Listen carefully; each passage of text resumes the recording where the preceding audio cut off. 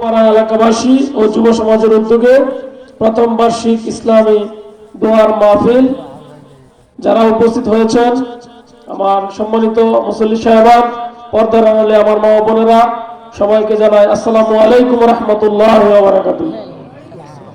দীর্ঘ সময় বাদ আসর হইতে মধ্যরাত প্রায় 12টার উপরে বেজে গেছে।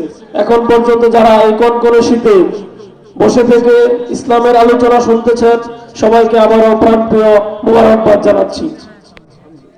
আপনাদের সকলের সহযোগিতা, সার্বিক সহযোগিতা দোয়ায় প্রথমবার শুরু করেছি। প্রতি বছর যেন এভাবে করতে পারি, এজন্য দোয়া করবেন।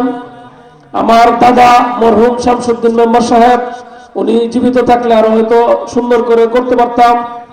আজকে আরেকজন উপস্থিত আছেন, হাজী মোহাম্মদ রশিদউদ্দিন। সবাই আমাদের জন্য দোয়া করবেন, সকলের জন্য আমরা দোয়া করব। এখানে পরিষ্কার ভাবে লেখা আছে মৃত ব্যক্তিদের রুহের মাগফিরাত কামনা, এবং আমরা যারা জীবিত আছি সকলের জন্য যেন কামিয়াব করতে পারি সে বিষয়ে আমরা দোয়া করব ইনশাআল্লাহ। সবাই আমাদের জন্য দোয়া করবেন।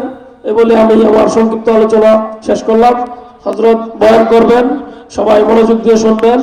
আর বিশেষ করে সকলের জন্য তাবারকের ব্যবস্থা আছে, সকলে ধৈর্য ধরে নিয়ে যাবেন। ঠিক আছে, পর্যাপ্ত পরিমাণ খাবার আছে ইনশাআল্লাহ, সবাই নিয়ে যাবেন। আসসালামু আলাইকুম ওয়া রাহমাতুল্লাহি ওয়া বারাকাতুহু।